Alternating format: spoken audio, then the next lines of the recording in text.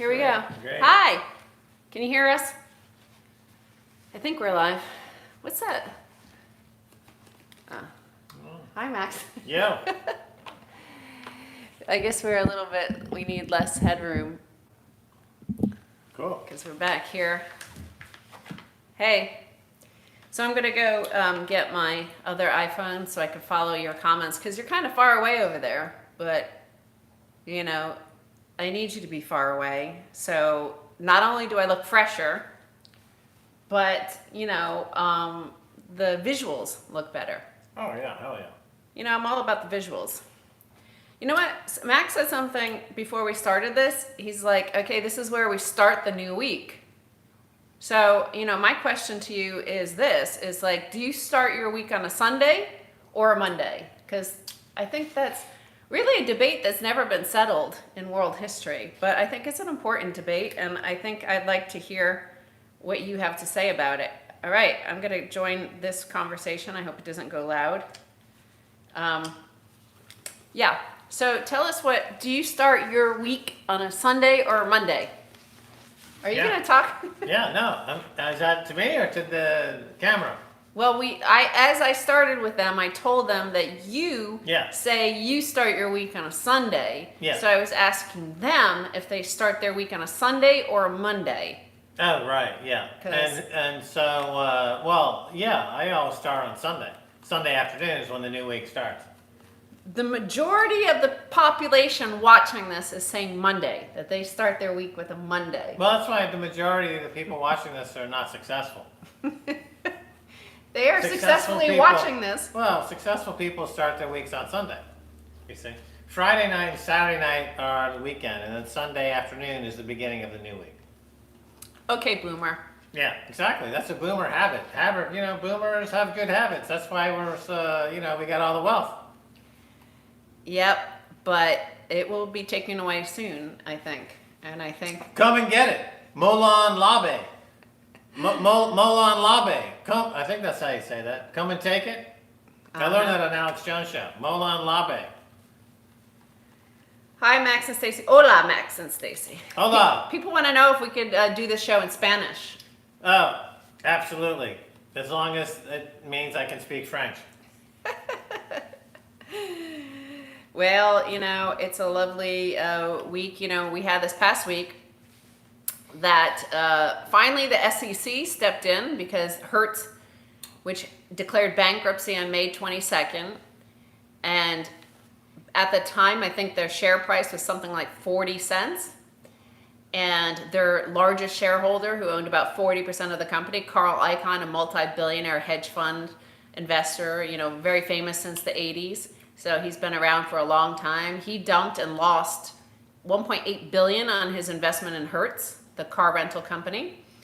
And the share price promptly increased eightfold as Robinhood investors followed the algorithm, which told them that Hertz was the #1 mover. So they just bought Hertz because it was only 40 cents, right? There's that law of small numbers. People think that's what happened with the altcoin boom in 2017. It's like people thought, well, Bitcoin is 15,000. Oh, now it's 17,000. Now it's 20,000. I'm going to buy this coin that's only $100 because then it's going to go up to there. So anyway, that's what happened with Hertz. And then the Hertz creditors were shocked to see all these people pouring into Hertz shares. And they appealed to the bankruptcy judge to ask if they could issue some new shares.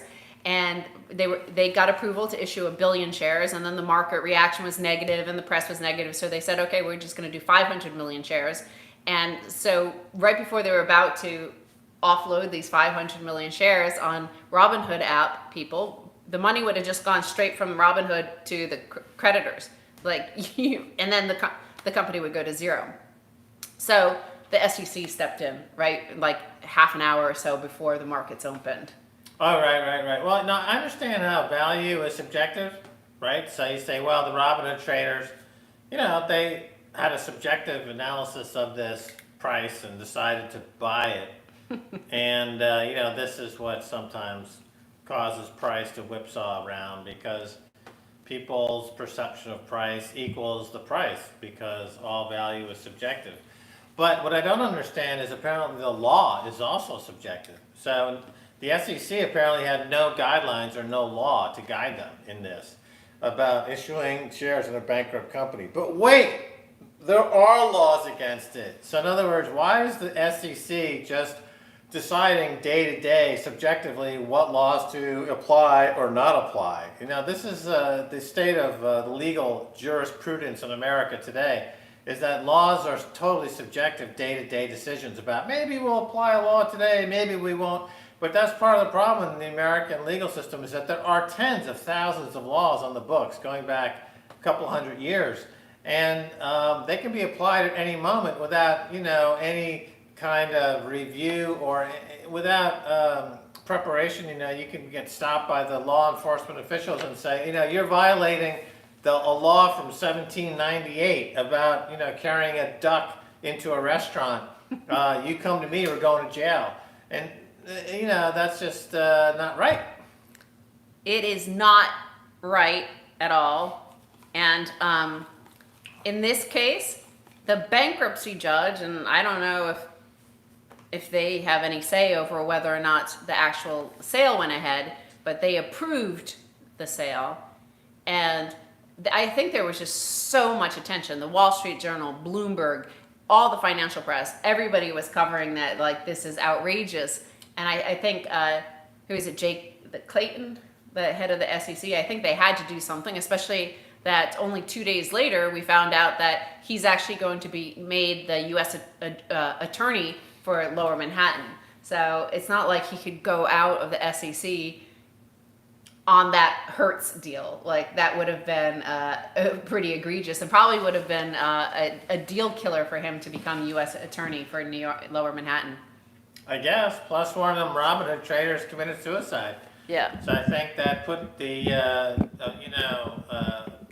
put some things into perspective. Like, the SEC playing cute with the law has real consequences. You know, they say these financial crimes are victimless crimes. Well, there's a kid who killed himself. That's a real crime. That's a real victim. And the SEC should step up and apologize to that family.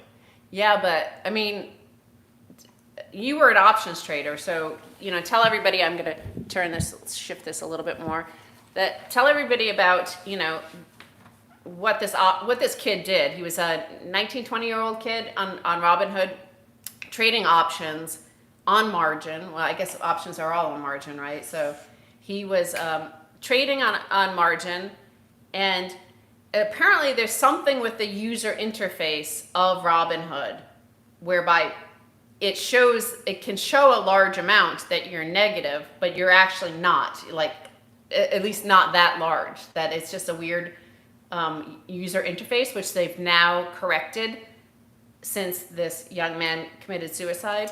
But even if, like, he really owed $730,000, which is what the negative amount was, like, there's no way on earth he would have had to pay that, right? All these. Look, remember last year when the VIX exploded out of like the biggest move in history, and a whole bunch of market makers went out of business. They just, like, gone out of business. Why? Because their clients just didn't pay, because they were down like $20 million, right? So they were like, fuck that, I'm not paying. So it's the market maker, Robinhood, that would have gone out of business or had to cover that. Well, he was trading option spreads, and usually on a spread, the margin requirement cancels each other out, and it nets it out, and it shows you what the actual margin requirement is. In this case, the system only showed the margin requirement on one side of the spread without the other side canceling it out. So it showed a $750,000 negative balance, which was false. It gave him a false print, gave him a false number, freaked out, and so they've updated their systems to be more accurate. I mean, there's no way that this is suitable for anyone. So it was showing the overall for Robinhood? Showing only part of the margin requirement on that trade. If you have a spread like that, you know, the margin on both sides will cancel each other out, but it only showed one side, so it had the wrong number. So it's just like it's a wrong. It's just not reporting correctly. Margin requirement on option spreads. It's like a significant part of the Series 7 licensing exam, which I took in 1983. And it's one of the more complicated parts of the Series 7, at least it was back in 1983, figuring out the margin requirements on option spreads. And so the second I heard that he had this huge negative balance on an option, I knew it immediately it was a spread and that the system was miscalculating it. Well, that was a tragedy. I don't know what actual underlying security it was that he was betting on, but again, it was totally unnecessary. And don't kill yourself for Robinhood. It's ridiculous, and especially if you're 20 years old. Maybe if you're Carl Icahn, you eat at a $1.8 billion. It's totally not suitable for any those types of option trades are not suitable for this type of investor at all. It's too bad. They are when the market turns against this crowd, especially particularly in the options market. And I understand the retail option participation through Robinhood app has exploded, and the open interest on these options has gone up incredibly. So when this thing turns, that's all going to go vapor. It's all going to go to option heaven, as we used to call it. Well, that's a big argument and a debate within the global financial community is like whether or not. So a lot of anybody, if you earn, I guess, less than 200,000 and have less than $1 million or something like that, you're not a qualified investor, so you can't invest in venture capital or seed investor or anything like that. But you can go on Robinhood app and you can buy lottery tickets and you can go into a casino. But in terms of, yes, there are these esoteric sort of very asymmetric markets like options trading, which, as Max pointed out, are hugely complicated to understand exactly what your risk is. It takes a lot of math understanding and risk understanding. But then, like with that USO contract, the oil market is way more opaque than the equity markets, for example. So, you're totally at a disadvantage there because there's so many guys in the field and in the pits and in the, receiving the barrels at Cushing and understanding how much storage space there is and like all that data. There's so much of it in the oil market to understand at the margin what's going to drive it. So when that contract, that USO ETF, had to roll over and drove the price negative $37. As we just interviewed Chris Cook, a former energy market regulator, on the latest Double Down podcast that aired just on Tuesday, he said when he was a regulator of the ICE exchange, he would have had to step in, and he would have been fired if they had a negative price like that. That back like 20 years ago, that would be something that would be unforgivable for a regulator to allow. That's correct. The ETF, the USO ETF, is, that's not a question of suitability, that's a question of mis-selling. So it's sold, fraudulently sold. The prospectus and all the offering documents are misstate the composition of that exchange traded fund, and it's a completely it's an illegal. It's not legal to have anything like that trading and like that. It's another oversight, another miss by the SEC, right? The SEC again has. Where's Jay Clayton? How come he's allowing obvious frauds to be sold like the USO? Why is he allowing kids on Robinhood to trade, these option spreads? And it's sad. I mean, it's just greed, and greed is just killing people, and it always has, it always will. And USO actually got approval to issue some more shares just in the past 2 or 3 weeks. It's just greed because there's a saying on Wall Street, when when the ducks are quacking, feed them, right? This means that, if people want to buy this shit, give them the shit to eat, give it to them, it's like, because they're not always going to be quacking.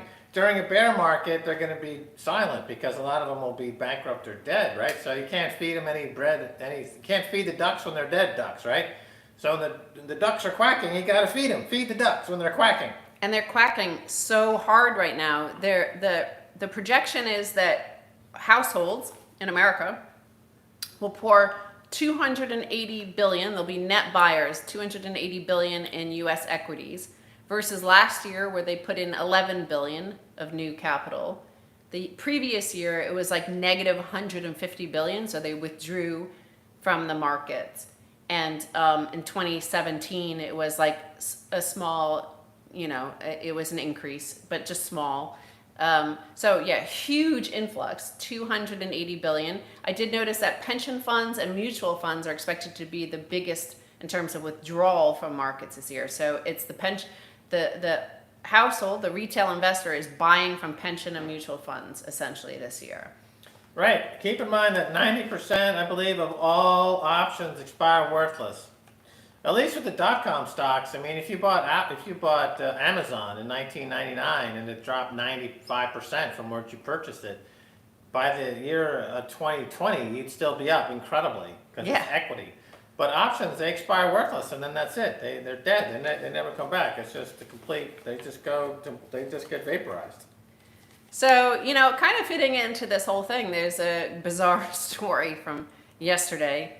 I mean, I can't say I really genuinely understand Generation Z. Like, they're so far removed from anything like the boomers, Generation X, or even the millennials, especially the older millennials.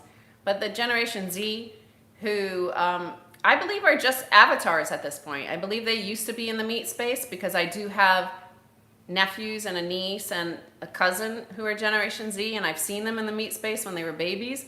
But I, quite frankly, haven't seen them since. Like, they might DM me or whatever, but they communicate in a whole weird world, and I think they might be already avatars. They pranked Trump so hard using the Chinese-made TikTok, and there were also some K-pop fans available in this mix. K-pop's been around for like 2 decades, and suddenly Generation Z has found K-pop and they're all into it, and it has something to do with TikTok. I'm not sure about all this, but anyway, all these teenagers apparently ordered all these tickets to the Trump rally in Tulsa, Oklahoma yesterday. So Trump and his genius Brad Parscale, who's who was the guy in charge of digital, who won Trump the election in 2016. The resistance says it was Putin, but it was actually Brad Parscale and his digital team who memed the heck out of it and won 2016. This time around, he got punked by these teens, and they were all, Trump and Brad Parscale were tweeting we got 1 million requests for tickets. Everybody wants to come to this event. Yeah, we're awesome. So then they showed up ready for 1 million people, and 6,200 showed up. Right, and he, of course, has made a big deal about the Kung flu and the Wuhan flu, and really putting all the blame on Asia. So, Asian teenagers were like, okay, that's the way you want to play it. We're going to punk you. And they made them look foolish, I mean, this is a globalized world. So to your point, the Asian Gen Z is now on the move. I don't even know if it's just Asian Gen Z. I heard of a group of teens from Vegas were ordering these tickets, for example. So I don't know who he got punked by, but that's the thing about the online world is, of course... So what's the K-pop connection? They're fans of K-pop. So K-pop fans in Vegas punked Trump. Yes. Oh, okay. Basically they meet and they go to the TikTok of a K-pop star, and they're all talking in the reactions, right? Just like this chat happening live here. They could be coordinating in our chat while we're sitting here innocently like a boomer and Gen X, and there's a revolution being organized in our chat, and we don't even know. Vegas K-pop stars could be in the chat right now organizing some meme attack. Yes. Oh, wow, okay, cool. So, bring it on. But I mean, and it's just so funny how, humans throughout history are just the same, right?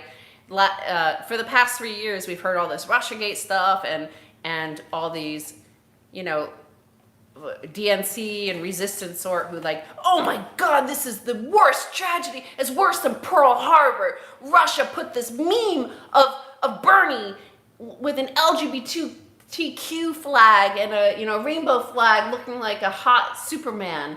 And that through the election. Now they're all, the same exact people are like, yeah, this Chinese app and these K-pop fans through this. And they're like, this is an act, it was Trump's first campaign rally. So it's a genuine interference in an election, technically. But they're all like, yeah, let's do more. And you're like, wait, you've been shouting for 3 years, 4 years now about this, about the sacredness of our, of our election. Nobody should ever have a meme. Nobody should ever troll. Nobody should ever have this sort of power. All right, so I mean, the big tech giants launched draconian censorship based on the perception of a thrown election via memes. And in 2020, we just had an election being interfered with by memes and by co-option of tech and ticket ordering app. Yeah. And the resistance is cheering it. So you're saying they're duplicitous. Yes, and this, of course, is a Chinese app, so they can't get it deplatformed the way they could appeal to Jack at Twitter. How come Twitter got rid of Vine? Because it's the same as TikTok, and then TikTok launched. It's a ripoff of Twitter's app Vine, and it's huge. I mean, why did Twitter abandon Vine? Well, again, because it's Chinese. So a few things. The Chinese don't care about intellectual property. So you have amazing music available, but it's just like rock star music that they don't pay for. So Vine would, Twitter would be, fined for that, right? They would be held accountable for that and would have to pay. So TikTok's not subject to DMCA takedowns? Well, no, you're going to write to China and they're going to say, fuck you, or they just ignore it, right? Because that's not law there. So it's hosted on Chinese servers and they don't care. But on the other hand as well is apparently TikTok has very advanced AI technology inside it by today's standards. So I've seen a few TikToks come through on my Twitter stream, but what happens is when you scroll through them, apparently, and I've never gone to TikTok and scrolled through, looking for content, so I can't say this is true, but what they do is when you look at it, when you're watching it, they see what you're looking at. So if you're looking at that palm tree in the background, they could see that, and then they start pushing palm tree videos, other videos with palm trees in it to you. So, because they could see that you might not even know it yourself, but the fact that your eyes keep going to that palm tree, they send other videos where their algorithm... It's like neuro-linguistic programming. So you become addicted to it because you're being fed over and over something that you desire. It was a really insidious and dangerous video from a few years ago, was that one about I Am Poppy. Did you ever see that one? Yeah, it's like some teenage girl, she's dressed completely in pink, and all she says is I Am Poppy for hours and hours on end, and dozens of videos. And it really messes with your mind. Have you ever seen this? I've never seen it. Man, it's psychodrama, One time I ended up watching this I Am Poppy video for like 6 hours straight, and I never was the same really. It really jarred me since the Kony 2012. Kony 2012 was the most jarring event of the memosphere for me as a boomer. And then Poppy, I Am Poppy came along, and that was even more jarring. And now I don't even know what to say. Well, the Kony 2012, and probably a lot of people watching this weren't around then, but they're too young. But we're old timers, we saw it. And the thing about that was freaky was it was clearly a PSYOP, right? It was clearly a U.S. intelligence operation to get people to back at that time, Obama wanted to put special forces in Africa, in Central Africa. And it worked, right? And Jay-Z and Beyonce and all these people like backed it. It suddenly was like they all tweeted it, that like within an hour of it being created, this Kony 2012 video. It was a video about this guy Joseph Kony, who was really only active like 20 years before that. So suddenly out of nowhere, they created this guy Joseph Kony, who hadn't really been seen in 20 years. And he did have child warriors, right? Child soldiers. And there had been some abuse. And, this was during in a troubled region. And suddenly we were like, we have to go there and get Joseph Kony. Yeah, this was during a time, for some reason, celebrities like Michael Stipe from REM, is that how you say his name? They were pouring milk on their head. Remember that? For like 6 months, all these celebrities were pouring milk on their head. And I'm like, what? And then Kony 2012 hit. And then that was the beginning of the meme wars, as far as I'm concerned. So we've been in the meme wars for 8 years now. It was definitely a psyop against the population. And I think, the guy who they had front this was a missionary. He was an evangelical missionary, young guy, like, I don't know, maybe 30, between 30 and 35. And he had been a missionary in that region, and in the Congo and Uganda and stuff.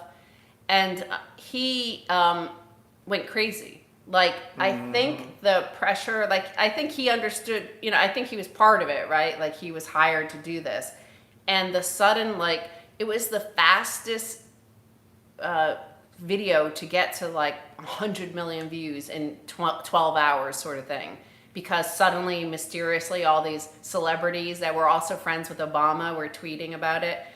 And so he went crazy. Like, he had a genuine mental breakdown in San Diego where he got naked and started pounding the sidewalk. Right, he was naked, running down the street. Yeah. Then he went down, like, squatting on the street, pounding his hands on the asphalt in the middle of the road. And everyone's like, that's the Kony 2012 guy. Yeah. Why is he naked in the road, pounding the pavement? Well, the story that, Obama was picking this up. Obama started saying, like, okay, well, people around the world want us to go help these children in Africa, and we're going to send some special forces in. Right. And so it was driving this narrative that then disappeared instantly as soon as this guy went crazy. Right. And it went away. Nobody ever talked about it again. It was gone from ABC, NBC, CBS, Fox, MSNBC, CNN. They stopped talking about it instantly. Yeah, I think it was a seminal moment in the meme war because it showed how fake everything was. That was like the beginning of these concerted global, psyops driven by celebrity gullibility. It was like almost a D notice had happened. We used to have a friend who has passed away. He drowned. He used to work at Channel 4 News, ITN, in London. And I happened to, when we were in London, and I happened to be home one day, and breaking news in the middle of the day. It was live on the news, on air, never made it to print, but it was on air. It said a boat, a small like a military style boat, a rubber one, with like a dozen guys on it and weapons, caught in the Thames. The Zodiac boat. Yeah, like one of those, yes. And they thought it was like jihadis or something. This was it must have been in like 2003 or 2004. I'm not sure, but like it was breaking news, and this is like, they don't know if it's a terrorist event. And then it just never got mentioned again. I watched nighttime news, BBC Newsnight, like, where's this news? Gone. Nothing mentioned. It was never mentioned in the press. Nothing. Like, the news was breaking this, that these guys got caught with like shoulder-launched missiles, they were saying, like huge weaponry. So I asked my friend, who he happened to have been at work that day, and he's like, yeah, it went away. It could only be a D notice, because we get D notices that there's a, from the MI5 or MI6 that they can't cover this story. So it just disappeared. And that is kind of Orwellian when that stuff happens. Like, something just disappears, and you think, it feels like you're being gaslit, because like, wait, what happened to this like boatload of guys with huge weapons in the middle of the Thames? Yeah, but hold on a second. So I think the audience would be fascinated to learn that about a D notice, right? So in the UK, the people think that the speech laws are similar to the US, but they're very, very different, and they're very restrictive, and they're not really free speech in any sense. And here's a good example. So a D notice, explain how that, what is that? So a D notice is like when the government, the Defense Department, MI6, MI5, can force the journalists there to not report on something. So, and they comply. In the US, you don't have that. They could report on it if they see it and hear about it. We do have, since 9/11, under the Patriot Act, we have these national security letters. So if Twitter is contacted to give over all the DMs of a certain person, and the NSA is looking for like Bin Laden's son, and they say they give them an NSA notice saying you can't ever mention this. If a journalist contacts you, if anybody, even if a lawyer talks to you, you can't talk to anybody about this request. So they can't say anything, but if a journalist finds out about it, they can print it, they can report on this. But in the UK, like the BBC, Channel 4, they could be forced to stop reporting on something based on national security. Right. I mean, it's amazing because you'd be watching the BBC and there'll be a story like that where frogmen on a Zodiac with heavy-duty weapons of mass destruction were on the Thames River yesterday at 3 o'clock, and then it suddenly disappears from all news outlets, and then the explanation is, well, we just had to issue a D notice, and that's it. And that was before the days of Twitter and social media. So, like, obviously it would have spread on social media at that time. If, I would have tweeted about it, like, what's going on, and they couldn't, like, take that down.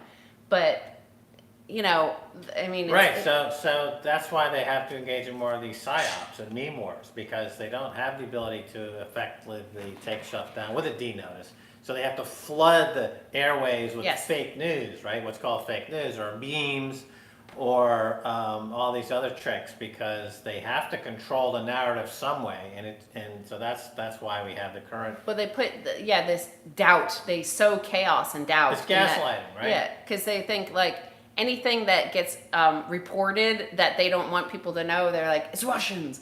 Now it's also Chinese. It's like, and Zimbabwe. Remember?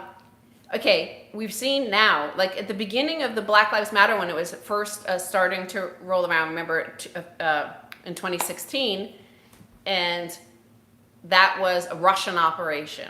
And then, lo and behold, George Floyd is murdered, and Black Lives Matter starts to rally again. In the early days of this, in the first week or so, when there were protests, starting to gather, they did the same thing.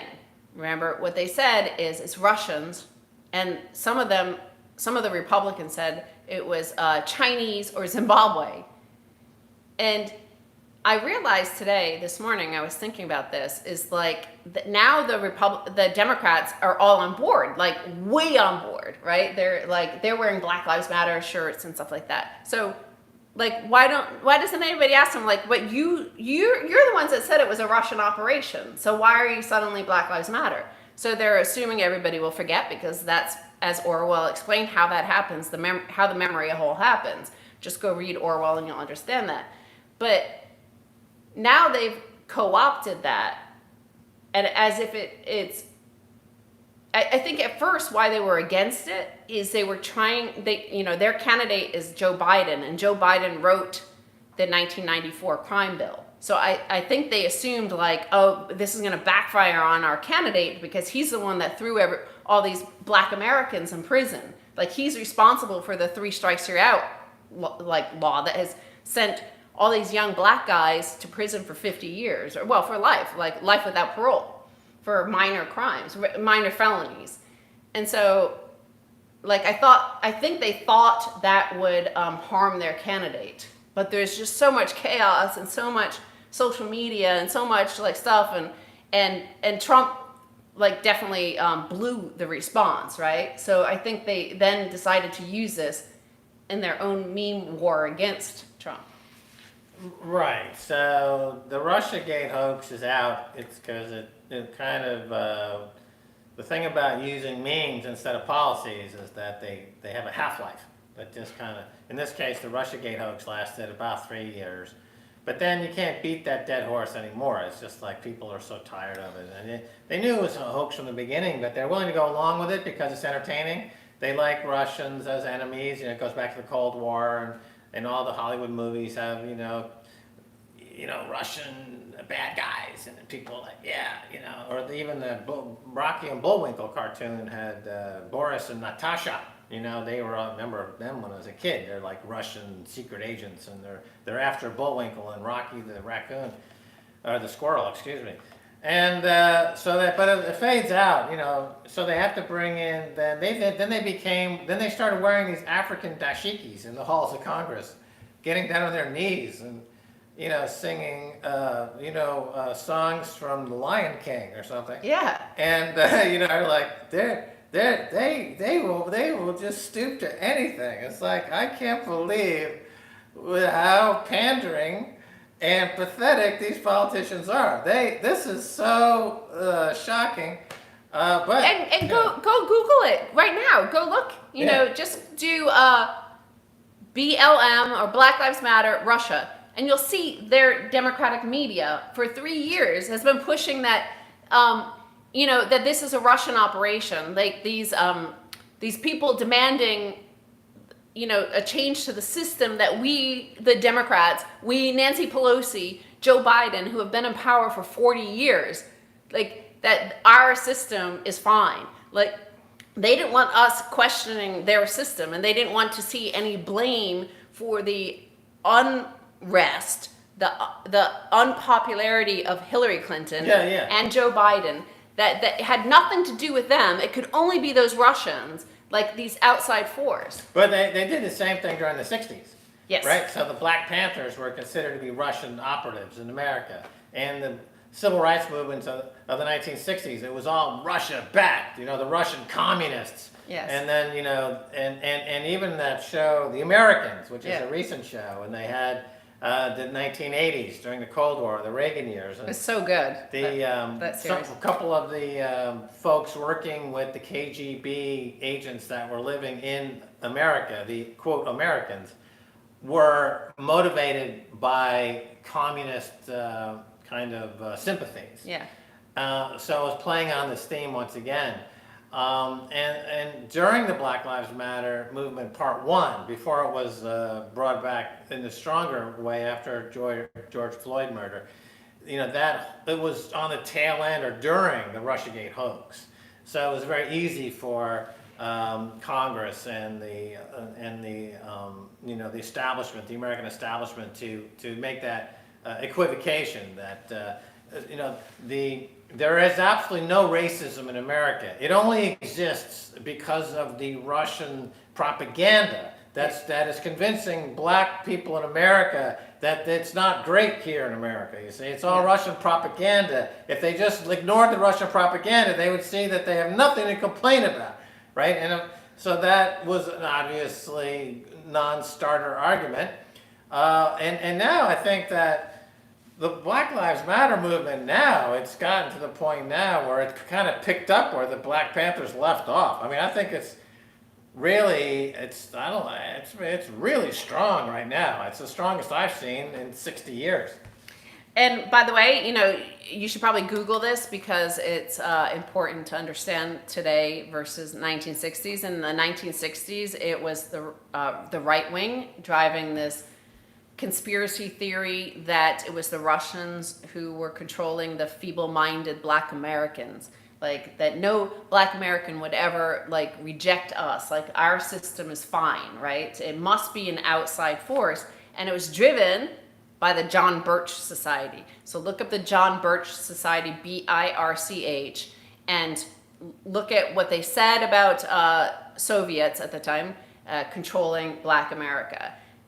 Cut to today, and the progressive Democrats use the exact same phraseology as the John Birch Society, which any Democrat now, you would be deplatformed if you openly supported John Birch Society. But they themselves use the exact phraseology, the exact imagery, the exact same propaganda that John Birch Society pushed. But now, saying it that the Russians created Black Lives Right, Matter. which it speaks to the point that racism is institutionalized Yes. in America, that both the right and the left are racist as hell, and that they have no sympathies at all for the black population or any minority population. Full stop. I mean, Yes. they're both equally racist, and they'll pull from the same bag of tricks to stoke that racism. Yes. For political convenience. Yes, they do that. They are, and they're super fine right now with BLM and tearing down statues, the symbols of racism, but not the system. They won't stop the racist system. No. And in fact, you see, like, I mean, we didn't talk about this, but in the last 3 weeks, the New York Times ran an opinion piece that mentioned that Trump has a fondness for Slavs. And you're like, what the fuck? Like, that is pure racism and xenophobia, right? That's Slavic people are an ethnicity, and they're targeting an ethnicity. And if you go to Wikipedia, beloved by the resistance, who's that guy that founded it? Jimmy Whalen. Jimmy Wales, yeah. He backs the resistance. He loves them. But if you look on Wikipedia, anti-Slavic sentiment, it's like entirely concocted, and all of the imagery was created by Joseph Goebbels and Hitler. So it's all by Hitler, and they use the same exact phraseology, and you're like, dudes, like, you do understand you're using Nazi propaganda. Totally. And the reason why Joseph Goebbels and the Nazis were against Slavs was, again, they believed that they were controlled by outside forces. They were feeble-minded and easily controlled by the Jews because Trotsky was Jewish. So they thought, like, how can this great imperial power and center of learning and great poetry and music, and how could they fall to this Jewish conspiracy of communists? So they thought, like, that. Then they created this anti-Slavic thing, that it must be something in the Slavic DNA that is faulty. Yeah, the New York Times, openly racist. And basically... And Nazi. Yeah, they're basically saying there's a whole ethnic group, Slavs, that are less than human. And they're pushing that in the official paper of record of the United States, the New York Times. And, that's quite a... That's quite a come around, that's quite a, it's... Well, I mean, throughout the history of humanity, there's always another. Like, I mean, that was like that series Lost. Remember, they even started the others. There were these others, and then Yeah. they forgot what. They lost interest in. Well, I guess the point is that both the left and the right are racist in America, and the New York Times and Fox News and everyone Humans else are all the same, right? The New York Times is no different than Alex Jones, in that they'll stoop to whatever depths. Or, at least Alex Jones is entertaining versus the New York Times, because the New York Times, they're just as pandering and just as racist and just as horrid as anybody out there, but they cloak it in these long-winded syntax of the way that is written in the New York Times by Yale and Harvard graduates, where to get to the racist bit where they're attacking a whole ethnic group, you've got to wade through all of these perfectly constructed, multi-clauses, hyphenated, A+ graded sentences, and then you get to the end where it says, and they're all stinking no goods. It's so pathetic. So one of the things that most conspiracy theorists online or AM radio or Alex Jones is their conspiracies always involve the mightiest power on earth that has ever lived on earth for thousands of years of human history is the US Pentagon and the government. The US government, the CIA, the Federal Reserve, these powerful entities. They are the source of all the conspiracy theories perpetrated upon the people. Whatever it is, these false flags, the chemtrails, the chemicals in the water, all that sort of stuff. What happens on MSNBC and CNN and the elite conspiracy theories, it's like our people that we rule over are so stupid, ignorant peasants that they're vulnerable because they're feeble-minded and can't think for themselves to outside forces, our enemies, the elite enemies, not the enemies of the peasants, because who cares about the peasants, right? They're so stupid. So We used to talk about this. It goes back to a great thinker from like 100 years ago who we talked about a lot in our podcast during the early 2000s. Strauss. oh yeah, Leo Strauss. Leo Strauss. Yes, well, he was Chicago school, and he was a huge influence on Tony Blair. So, and that whole third way. So what Strauss believed is that yes, the voters, the population, there's 340 million American, only 10 million of them are like elite, like smart enough. And obviously the 100,000 of our friends, the very elite, they're the only ones that can deal with the truth. Okay? These ordinary people can't deal with the truth. And what you should do is, yes, give them a religion. He himself didn't believe in any religion. And he was like, but we should give it to the masses. I mean, that's obviously the opiate of the masses has been something that's been around for 100 or so years, that this notion. But that you should give them bread and circuses, you should give them religion, you should give them their dumb entertainment to keep them quiet and controllable, because they shouldn't know the truth. They shouldn't be allowed to understand what's really going on, because they can't deal with it. And they would become unruly, and we're operating in their best interest. And therefore, their best interest is to not know what's happening. Right. Leo Strauss, yeah, he was the architect of this whole school of ideology that puts forward the need for an elite circle of the people at the top kind of ruling over the ignorant peasant class. And this has been played out now for many generations. Yeah, so I mean, that's what's going on, and I find it fascinating to watch those memory holes, like we said, Kony 2012. Like I just pointed out that Black Lives Matter was a Russian operation only up until like 2 months ago, a month ago, and now it's just like gone, it's memory hold, and there's Pelosi leading Black Lives Matter march, and you're like, what the heck? Like, well, the great thing about memes, though, is that they're burned into your subconscious. This kind of gets more to Edward Bernays' propaganda invention, that these memes are burned into your unconscious and subconscious. So they can abandon the Russia's manipulating the American black community idea for as many months as they want, but it's still in on our collective unconscious. Those memes are burnt into it. The Hollywood memes and all these things are burnt into it. So at some point in the next 6 months to a year, it'll be reactivated again. They'll take that page from that playbook, they'll flash an image of some Hollywood movie with a Russian bad guy, and then they'll show like a black guy getting shot, and then they'll say, you see, so the Russians are shooting black guys, and pretty soon, they'll just start it all over again. And actually, let's turn over to the, why I think Russians are so easy to put as the bad guy is I'm half Finnish. And the Finns have a similar sort of personality of no laughing, no smiling, no like this, just like this. Like, you don't want to get too excited about anything because shit goes wrong, and it's too cold to smile, and it's too cold to laugh, all that stuff. Like, so the Finns are very similar to that. I would have to explain to friends who came over for Thanksgiving, like with the Finns, and I would have to say, just so you know, they won't say a single word to you. It doesn't mean they're being rude or they don't like you. It's just that it's like too soon for small talk with you. So don't be offended by that.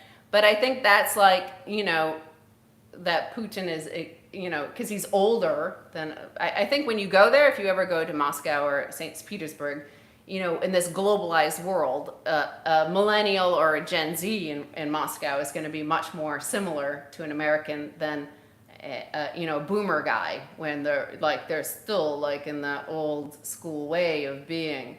And I think that helps project so much of everything that is, concerning you. Like, Rachel Maddow's fear is the fear of her friends who are the elite and running America. And as the empire disintegrates, their anxiety, she can easily project on a blank expression, right? Like that, like it's all there to project on. And without her feeling in any way racist about, projecting it onto a Chinese person or a Muslim guy living in Afghanistan. So she feels Right, okay. so she projects. So the Rachel Maddow MSNBC kind of slander against Russians had never really been couched in racist terms until now, when the New York Times has openly called them Slavs. Yes. So now we can say without any kind of equivocation that this is a racist attack on Russians. This is as much of a racism and as what the Black Lives Matter movement is experiencing in America.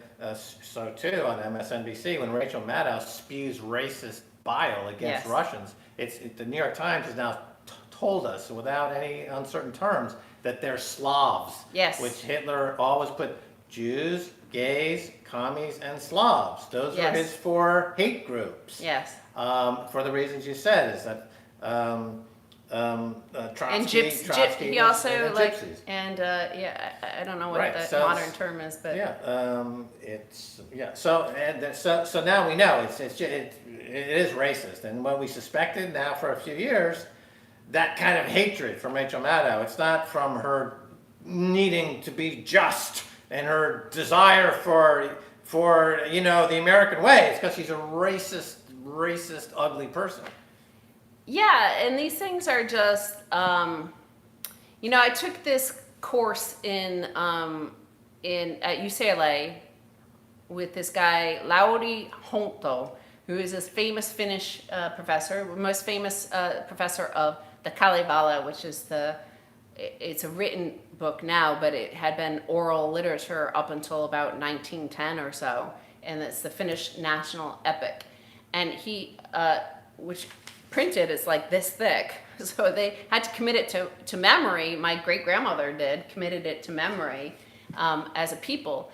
But these sort of ancient, sort of, especially like anti-Semitism, that goes back to like the Dark Ages and the notion of usury and how Jews were brought up to Europe in order to lend, because the duke that ran a city like Milan couldn't, the Christians weren't allowed to lend, right? So they brought in all the Jews who could charge usury and interest to the Christians. So anytime everything went wrong, they blamed the Jews. And then this became part of the oral literature, the way we communicate, the way we pass on our heritage and our history is, our family got destroyed by these bankers. And at the time, all of them were Jewish, right? So this is why, I think these sort of, the older the hatred is, the more embedded it is in our sort of history, how we used to communicate. In this course, he explained that Finland was the oldest of European countries, but the second oldest, I think, was Ireland in terms of when you communicate and tell your history, not through books, but through oral. When you speak to your grandchildren, you tell them the stories of your ancients. Right, there's a great book about how Irish preserved Western ideas during the Dark Ages. And because they spoke it. because of the oral tradition. Well, I mean, even there was a huge earthquake in 1400 over in Oregon where half the state just went into the sea. And it's still to this day, the Native Americans told this story of an earthquake that happened 10 generations previously. They knew the number of generations. And scientists thought it was just folklore, and it was silly folklore and myth that these Native Americans had. But then they found the evidence of this huge earthquake that caused a massive tsunami that took off a huge chunk of Oregon. And then because the Japanese kept meticulous records, they found the records in 1400 or 1401 of an earthquake. They got hit by a tsunami in Japan, and it was the same exact date of what took away Oregon. But they had this tale that they told through generations, and it stayed so exactly preserved that they even knew how many years back they knew They didn't say 1400, but the scientists could figure from how many generations ago they said that it was around that time that this earthquake happened. Right. So the thing about racism is that it's not going to go away because, as kind of what you're talking about there, it's built into the DNA of our minds. Really, what needs to be done is accept it. That this exists, and then the problem is people try to make believe that the way to cure racism is to get rid of it, but that's never going to happen. Just like you can never get rid of your DNA. Your DNA has the memory of it, when it's never going to disappear.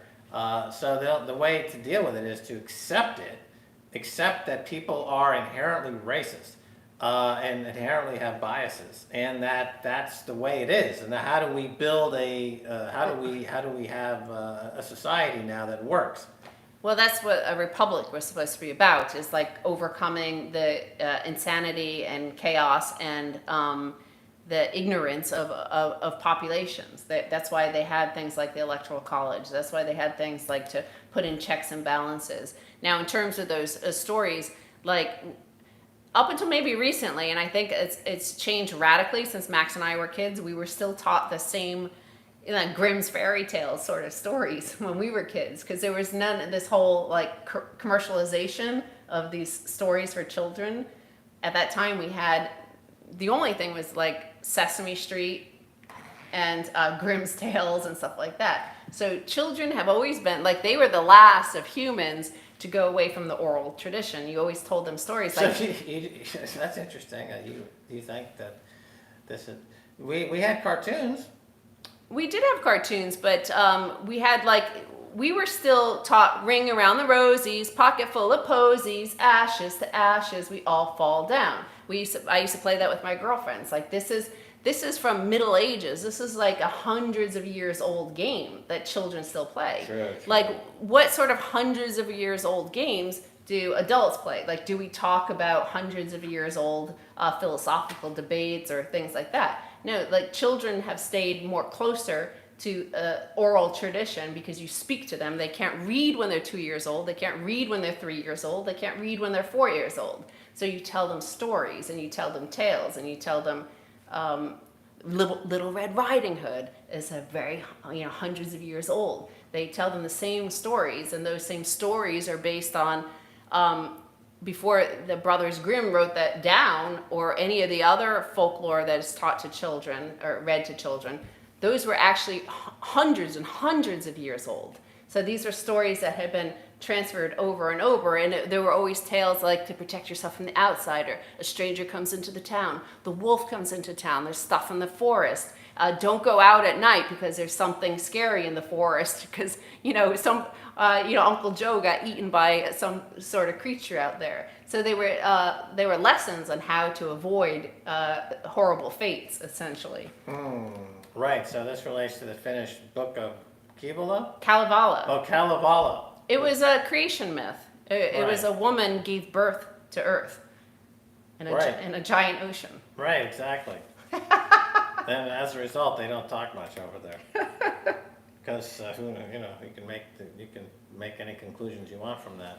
But staying with Russia, alarming heat scorched Siberia on Saturday as the small town of Verkhoyansk reached 100.4 degrees Fahrenheit. This is the Arctic's hottest temperature ever. Reaching 100 degrees near the Arctic is almost unheard of. So we're seeing record temperatures up there. There should be a fairy tale about that. Exactly. So fairy tales, I think, are more convincing than science.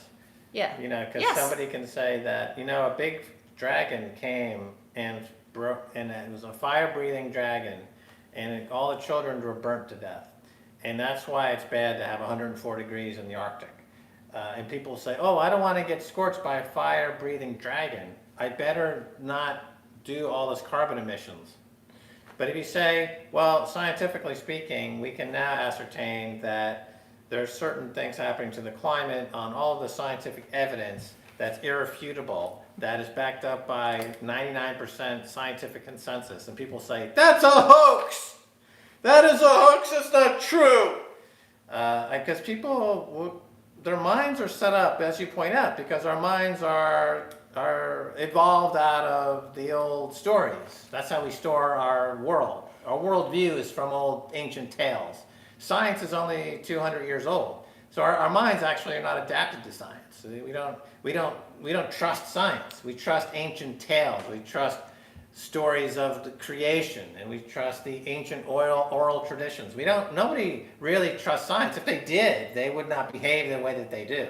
Well, I think racism only really came about because of science. I don't think it existed 1,000 years No, ago. but I was saying in terms of the rejection of climate change. Yeah. And the climate deniers. I know. And then when you said that stuff about science, and then I realized, like, to continue on our conversation about racism, that the evidence suggests that there wasn't racism against black people 1,000 years ago. They were wandering around Jerusalem in the exchange and the market. Chinese people 3,000 years ago would sail around India and go to Ethiopia and Somalia and trade. There's no evidence that there was any sort of racism. They were just humans trading. There was no, there was no, this color is superior to that color. There were just civilizations. There was a Chinese civilization, there was an Egyptian civilization, there was the African civilization, and there were people in Europe. I don't think there was much civilization there until like the Roman civilization that started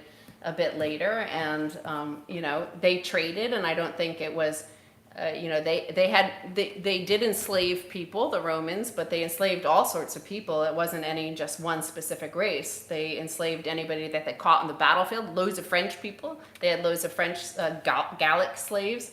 Yeah, well, I'm thinking, for example, in the continent of the United Kingdom, even in that one area of England, there's huge hatred amongst 20 or 30 different tribes. Yeah, And they that's hate ancient. Scottish, the Welsh, the Irish. Right, and that's racism from 1,000 years ago. And it could be a guy living next door, like 500 yards away. You're like, you speak funny, you look funny, I hate you. And that's in just one area, concentrated area, wherever, that's totally racist, and it goes back 1,000 years. 2,000 years. Yeah, and it will have been caused by some local dispute over control of a well or a river, and they found a reason to hate these other people. And Right. This is what we do. This is like Hillary Clinton lost, and it was humiliating. It was embarrassing. This clown from reality TV beat her. It had to have been humiliating. Everybody, New York Times was saying she was certainly going to win. She was the most qualified candidate in the history of the United States. She had all the pedigree and everything, and then she loses to a buffoon who can't string a sentence together, and wasn't even really trying. He was just holding big rallies. Yeah, maybe going back pre-agricultural revolution, let's say 10, 12, 14,000 years ago, you would have just hunter-gatherers who never really traveled beyond, a certain 20-mile radius, and then they never encountered anyone that's really different, and then they probably didn't have racism because they just didn't travel that far. No, there was a huge amount of travel. Like I said, the Chinese traveled to Somalia and Ethiopia. The Ethiopians were some of the earliest Christians. They, the disciples, the apostles, traveled to Ethiopia. 2,000 years ago. I'm talking like 15,000 years ago, when it was just hunter-gatherers, before ships, before anything like that came into existence. And so you just had people they stayed within 5 miles of where they were born. But look at every single disaster in history: the Black Plague, any sort of sudden catastrophic collapse of an empire like the Roman Empire, or a big plague, a pandemic, or an economic crisis. That's when people start to look at, in the Salem witch hunt, they started killing all these women. In the, the Inquisition, as the Catholic Church was losing power, they started killing hundreds of people all over Europe. The Black Plague, the same thing. Humans as a collective, not maybe individually you're quite smart, but as a collective, we're just like those murmurations you talk about. If somebody starts to throw a stone at like this old lady who is cross-eyed, they're like, it's cross-eyed people. She caused it, and it causes a hysteria. Yeah, but then again, I guess there was the Homo sapiens did wipe out the other humanoid species. Neanderthals. There was a few humans. Apparently were wiped out by Homo sapiens, so that was obviously racism right there. So it was Well, racism in the Stone Age racism. There's some sort of discrepancy about what happened actually, whether we killed them or we were so much better at hunting than they were that we ate all the supply before they could. Like they basically starved to death. Because most Neanderthal, especially male, if you apparently like any of the burial sites, almost all male Neanderthals had broken bones. So they never advanced in 50,000 years. They had hand-to-hand combat with woolly mammoths and wolves and stuff like that. Modern humans like developed spears and relationship with dogs and were able to like kill the animal from far away. The Neanderthals apparently got physical with it.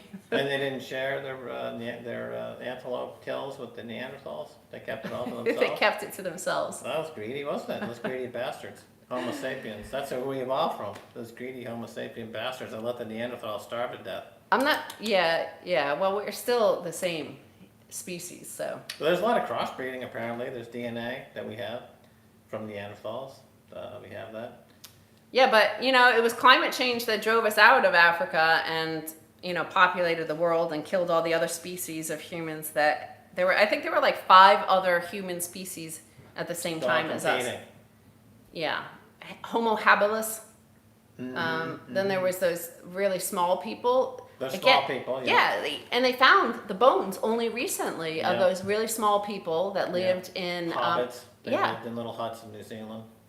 No, they were in Indonesia or Malaysia. Oh, right. But again, where do those stories come from? Like we still carry them. The Icelandic people, Irish people, and that's from 1,000 years ago. Those small humans haven't lived for thousands of years, and yet the stories stayed with it.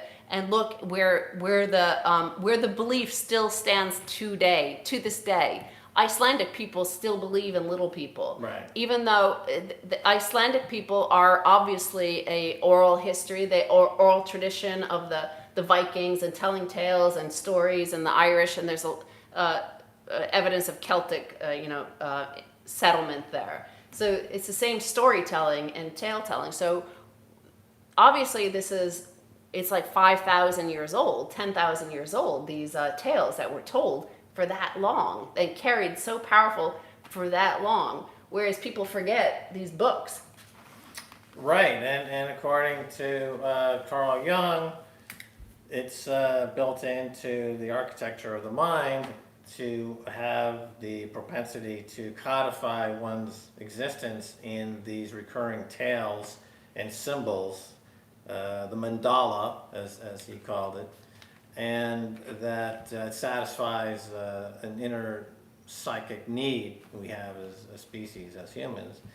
And so that's why you have a repeat of all these stories. The Romeo and Juliet story, classic boy meets girl story, is repeated thousands of times and throughout history in different versions. Even the Christ story, goes back thousands of years before the Christ story of death and rebirth on the winter solstice and this type of thing. So these are built into our psyches, and so so much of the existential problems today are people are divorced from themselves. They don't recognize who they are and that they are essentially made up of stardust and dreams and old stories. And so when you forget that, you find yourself living outside of yourself and wondering where you should be and who you are, and that's all very anxiety provoking.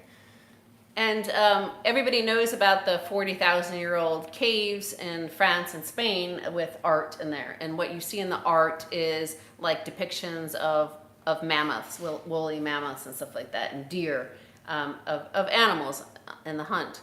But they recently unveiled something that they found a few years ago in Indonesia in a cave, which is 45,000 years old, so precedes the European ones by 5,000 years.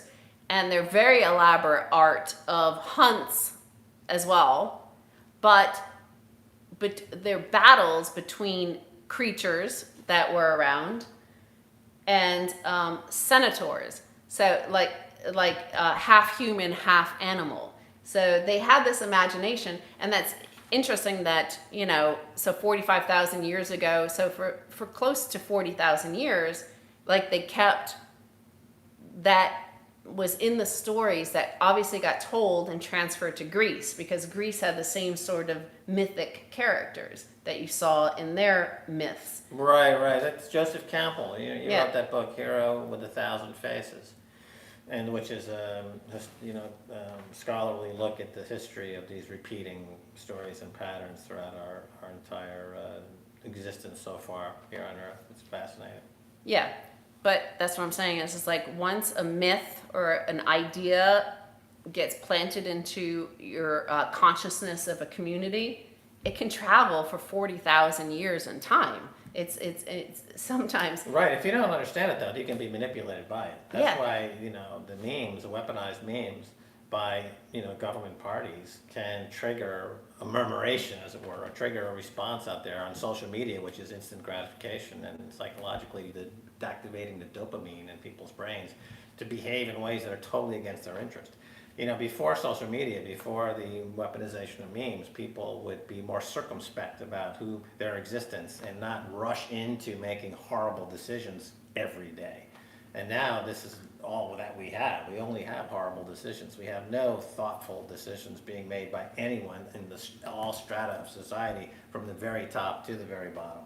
But I think, with our conversation we had with Jeff Booth, and if you read Jeff Booth's stuff, is he believes we're returning to a time of abundance. And for most of history, humans have lived in a time of abundance. We didn't have these jobs and work. And basically, I think we've created an elaborate Rube Goldberg machine of society and civilizations to justify who the elite, I think the elite feel guilty. They feel like that they're inherently not superior to everybody else, but they have all these privileges.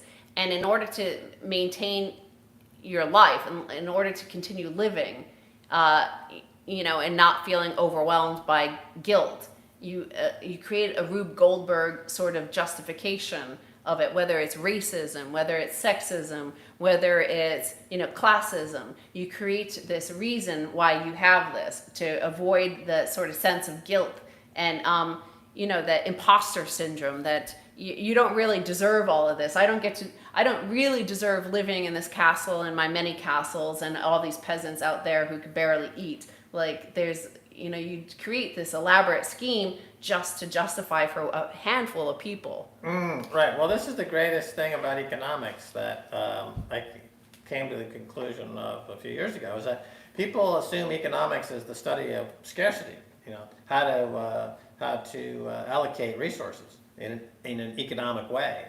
But it actually, came about because of abundance. Economics was invented during that agricultural age, when suddenly you went from subsistence living and you went from, hand to mouth, you went to hunter-gatherer. Suddenly you had warehouses full of grain that could last years. So you had this huge abundance. And then the pseudoscience of economics was created to handle, how do you handle the abundance?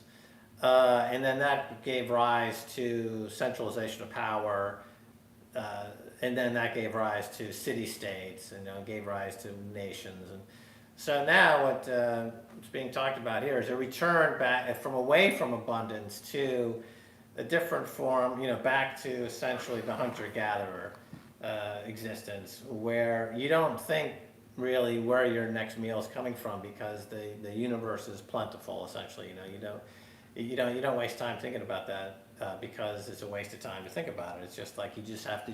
If you interact with the universe in the proper way, it will take care of you, right? So that's you had that there. You're realizing your individuation at that point, and you are at one with the universe, which is something, again, people strive to in our modern society through yoga, through eating certain foods, through certain tribal identifications. Like, I want to achieve some kind of harmony with the universe.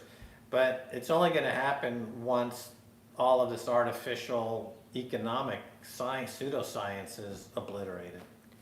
Yeah, and to follow up on that, that notion of like where we can't explain, all humans have always come up with some sort of remember we had many gods before, and if there was a famine, it was like you as a group, somebody in your group or all of you had done something wrong to upset the gods, and that's why an earthquake came and knocked down everybody's house, or that's why this famine hit, because there's something you've done wrong. The same thing happened with Hillary, is like it had to be something else. It couldn't be her. Like, as your human mind, it's hard to accept, like to confront. It's a power.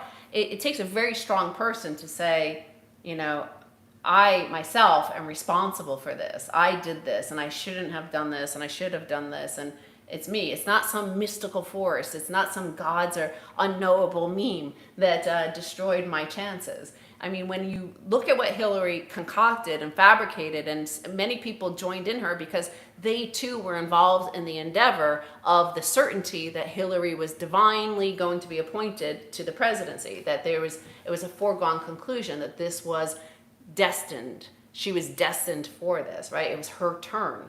And so when something so tragic and sudden to their worldview hits, they're no different from those Hittites that existed 5000 BC in current day Istanbul. And you could go to the museum there in Istanbul, and it's amazing to read these stone writings and contracts. There's contracts and writings, like there was a prince and a princess of the time who wrote, remember that about this size of a tablet, so they were wealthy. Usually, like, they were like this tiny. It was a little tiny piece because you couldn't afford to have anything written on anything larger. So this prince and princess, something, I think it was an earthquake, something had happened to destroy their wealth. And they wrote a piece, they wrote something to the god, some god that they wanted to know what they had done wrong because they had sacrificed some goats, and like still they got hit by this earthquake, and why did you do this to us? Like, what can we do next time to avoid this? Like, that is Russiagate. That is what has happened with Hillary and the resistance. I mean, it's no different. We're the same people 7,000 years later. Right. Well, every time this conversation comes up about the many gods of the past, versus monotheism, immediately I just thought of a story I read this past week about the global banana crop, because bananas have become a monoculture. Yes. And as a result, there's a single point of failure. And the predominant strain of banana, that is the number one consumed banana in the world, is now got some incurable, problem, disease. And so there's a real risk that the global banana population could get wiped out. And see, that's the problem with monoculture, and that's the problem when you get rid of diversity. And that's the problem I see from the transition from polytheism to monotheism, because you're transitioning to a single point of failure. And so people become absolutists, and they become like, this one banana is the only banana, it's our cash crop banana, we will only grow this one banana. And then because there's no other diversification in your banana supply, when that one banana strain gets sick and dies off, now you have no bananas. So now, because of this monotheism, people are obsessed with this idea of absolutism and what's right and what's wrong and what God, wants to do. And as a result, you get rid of the diversity of a polytheistic system, which to me is a much richer spiritual environment, and also gives people a way to kind of forgive themselves and move on. In the case that you just made, they were saying like, well, an earthquake came, we got wiped out, and we're blaming this God for it. Well, okay, fine, because move on with their lives. They're not going to be like, you know what, we're going to decide that the monotheistic God is responsible, and we're going to start a religious war, and we're going to start an incredibly destructive multi-hundred-year war as a result of this lost income from this earthquake, right? They just said, you know what, it's some god of it's like Neptune, created the problem, fuck Neptune, but we're just going to move on. We got to move on with our lives. Yeah, but science would also have told them there's a fault, and it's like two plates coming together, Right, and don't but live on the fault line. As we're saying, people reject science because it's so new to the human mind. Well, look at Los Angeles and San Francisco. People live there. Yeah. Right, or how about Hekla over there in Iceland? Talking about Iceland, we were on Hekla, and I asked the economist. You're slipping down further. Yeah, I'm slipping down.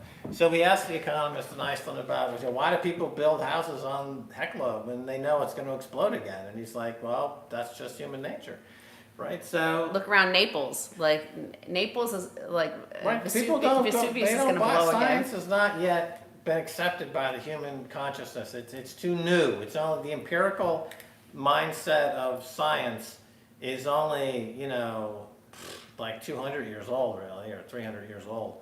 And it's in the vast scope of human evolution, consciousness, and existence. It's like just too new. People don't accept science. Well, yes, indeed. That's it's only a couple hundred years old. So even just the Galileo was in trouble, right? When was that? In the 1500s, right? Yep. So let's say it's 500 years old, science, and which is humans have been around for what, 1 million years or more. So 500 years of science hasn't really made an impression yet in our fragile, evolving brains. Look at the coronavirus. It comes, it's a virus. Scientists are like, well, we don't know if it's a respiratory disease or a blood disease. Even 6 months later, they're like, okay, mask, no mask. And what happens?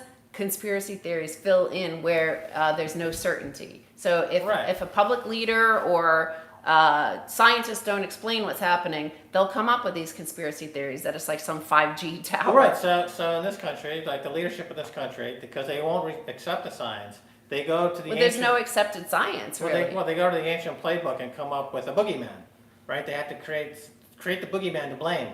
So it's like Trump. It was fabricators created by China. Right. So Trump goes in front of a huge audience of folks, and he goes like, look, I can drink a glass of water, which is like from that movie. Dumb and Dumb, or Idiocracy? No, it's like I was thinking of this other movie with Sean Connery. Zardos? We will be king. They should anyway. That's a digression. But anyway, so he goes in front of all these people, and he's like, "I can drink water," right? And they applaud him wildly for this, like an ancient, Inca god, like pointing to the sun or something, like makes a gesture that's meaningless. But people ascribe significance to it because they're humans and their DNA, explodes forward, and they want validity, they want validation that they are part of this cosmic nonsense, right? And then so it's like the science is clear about this virus, but instead it's like boogeyman, boogeyman, right? And it's like making strange gestures, and so people are like, oh yes, it's the boogeyman. So as a result, there's not going to be a lot of progress made there. I mean, well, you can't progress past what you are. Humans are humans, and we've been humans for hundreds of thousands of years.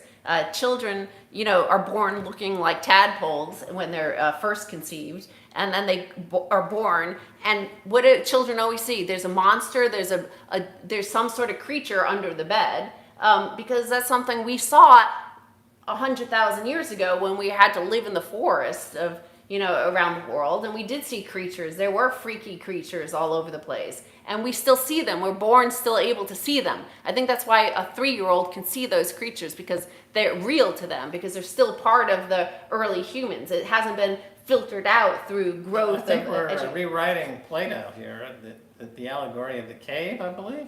I think we just reinvented Max is so intellectual. I think we reinvented Western civilization. I think we. Wow, that's incredible. I think it's time to sort of end this. Max is getting. Yeah, his, I think his cap is getting lower and lower. He's sliding down on the. It's like Plato said from Socrates. Pass me that chicken wing, you idiot. And that was never covered. Some things just never got recorded. Okay. Somebody, I'll read the last comment because that's the one that's the best. Oh. Stacy does really know. Ha ha. Okay. That's the, I already knew that. So I already knew what I knew. What you know, I already knew. So who knew?